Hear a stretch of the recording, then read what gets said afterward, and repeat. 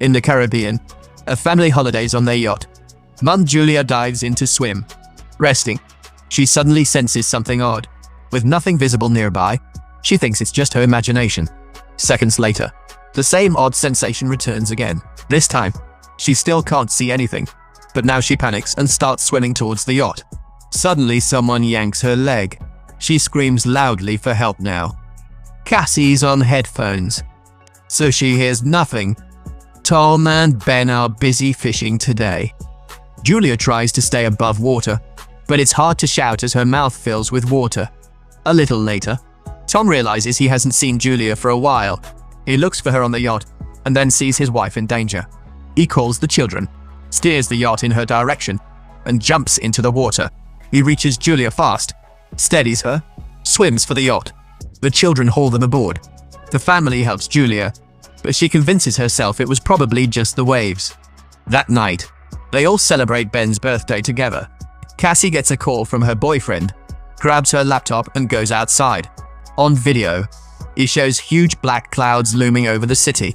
The call glitches and freezes. Cassie comes to tell the family, but Tom says the signal is probably weak because they're far from land. Just then, everyone hears a sound.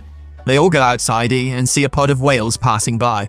Tom explains that whales always follow the Earth's magnetic field, but they get confused when there's a storm. Suddenly, the yacht lurches, and Ben falls over. Tom is worried the yacht might be damaged, so he dives down to check underneath. Soon he resurfaces with a deep shoulder gash. Julia quickly stitches it up before the bleeding gets worse. Tom explains that underwater, he felt like a huge creature was behind him, but when he turned around, he got cut by the propeller. He says that whatever it was huge. Tom sees significant damage to the yacht, so they have to call for help. Julia tries the radio repeatedly. Cassie searches for phone signal, but nothing still works. Just then, Cassie sees a strange creature and screams, but it's just Ben playing a prank with a mask on. Soon the yacht cuts out entirely, leaving them stranded mid-sea. Julia hears a voice over the radio, but the signal is so distorted she can't understand it clearly. Tom tells the family they only have 4 days' worth of food and water left, and now they'll have to wait for a fishing boat. Suddenly, something is detected on the radar, and the family hears a strange noise. Everyone runs outside and watches in astonishment as several meteorites fall to the ground. Wherever the meteorites fall, there are huge explosions. When a meteorite lands in the water near them, Tom immediately tries to start the yacht. The engine barely starts, but then another meteorite hits the area.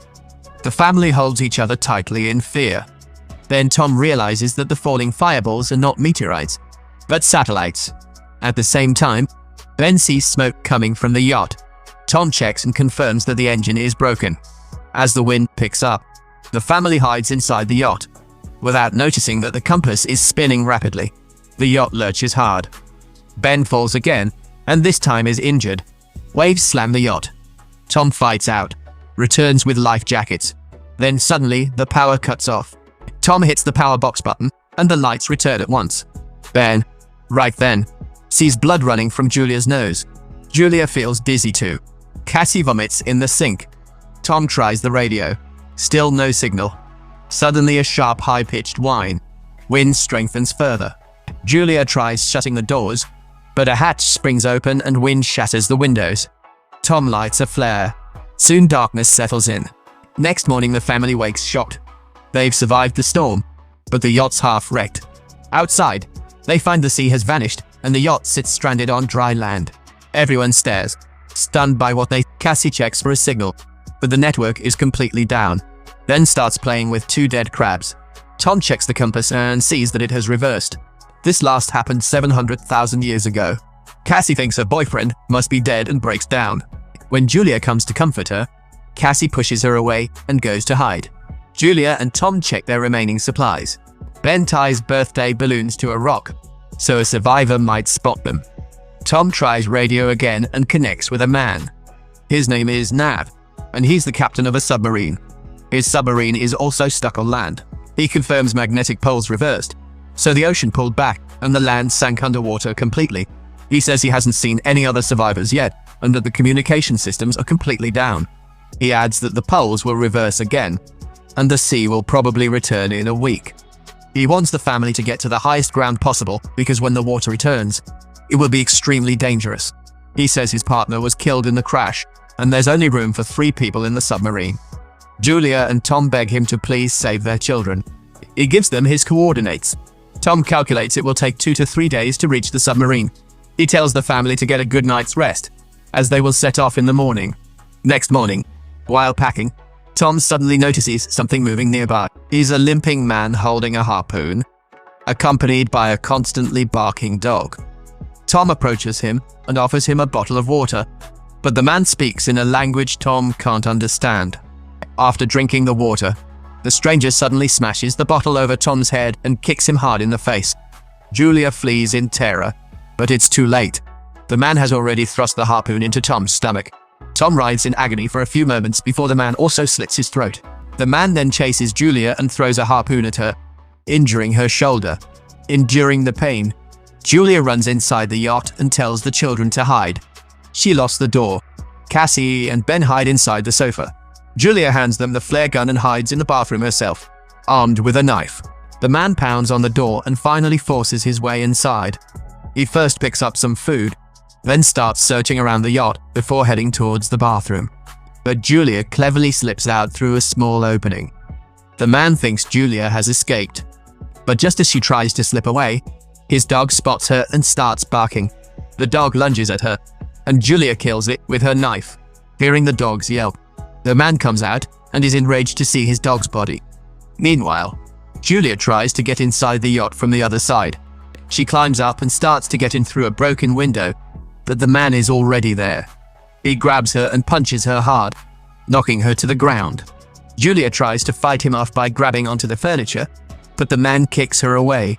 He then steps on her wrist, forcing her to drop the knife. He grabs her hair, slams face to the floor, throws her on the sofa, and starts choking her. The children watch.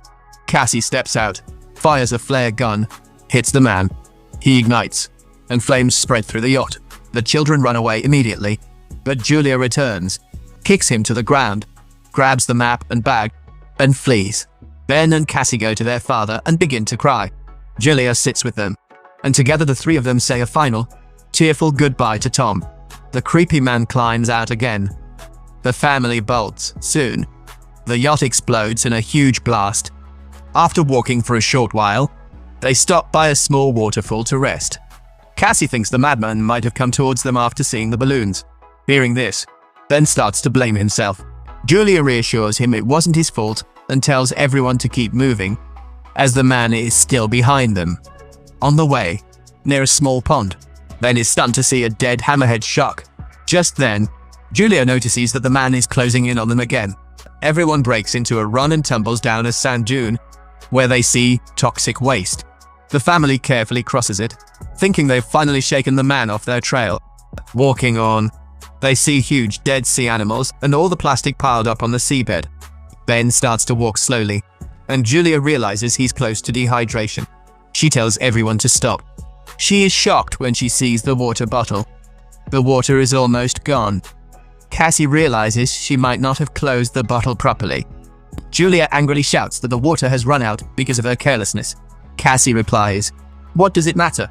We're not going to survive anyway." They have a long argument, but the family keeps moving forward. After a while, they find a crashed aeroplane.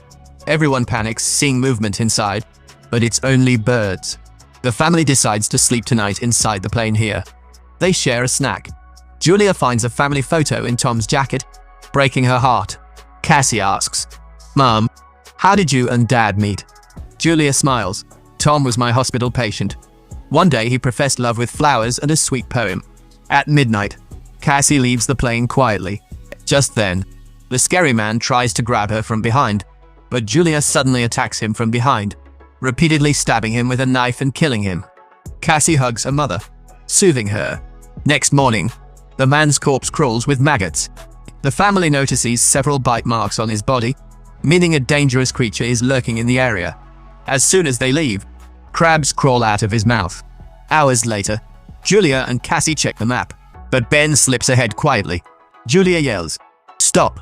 Ben bends to a pond, then drinking water. Julia immediately pulls him out and explains that the unknown water could make him ill. The sun becomes very intense, so the family covers their heads with clothes. Ben starts to feel dizzy, just as they find some old chairs, and Julia and Cassie build a temporary shelter with them. Julia injects Ben, deciding they'll stay there overnight. At dawn, a strange noise suddenly wakes her up from sleep. She goes outside and sees a large swarm of crabs coming towards them. She immediately picks up the children, and the three of them start running. While running, they see a large cargo ship. There are 3 crew members alive there. One woman wants to help them, but the other 2 men refuse, and the 3 of them lock the family out of the container. Crabs close in. Julia boosts the kids atop the container. When she tries to climb up herself, they bite her leg hard. The children pull her up. Otherwise, she would have fallen. Half of the crabs get inside through a hole in the container. The crew members start firing, but the crabs overpower them and kill them both. The last man reaches the hole in the roof, but the crabs pull him down too, and he also dies. Julia bandages her wound and faints. Later she wakes, alone in a raging sandstorm. Terrified, she searches frantically for the children, yet she can't. She picks up a dead woman's weapon and screams loudly. Cassie hears her voice and returns, explaining that she and Ben went to find help, but found no one. They meet Ben, who finds an open container where they can wait out the storm. Julia takes out Tom's lighter and cauterizes her wound, which is extremely painful. After the storm subsides, they find another container with many bottles of water. While checking the bodies, they also find a radio and a gun.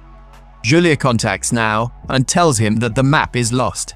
Now then explains that they were attacked by arthropods, creatures from the abyss that have gone completely mad due to the oxygen.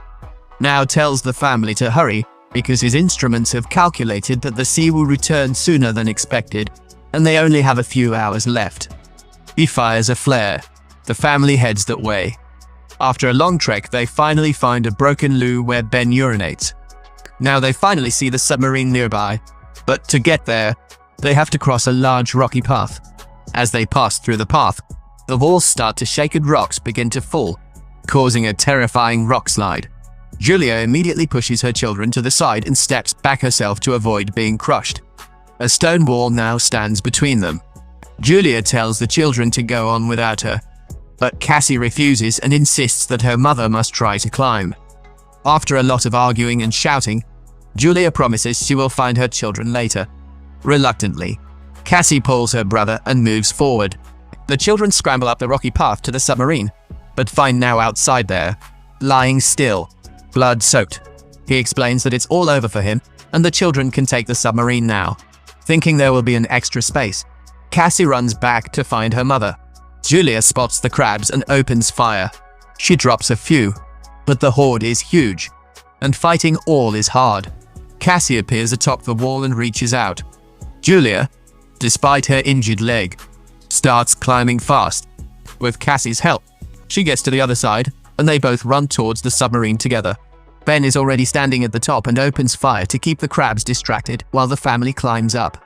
As soon as the crabs reach Now's body, they immediately start eating him.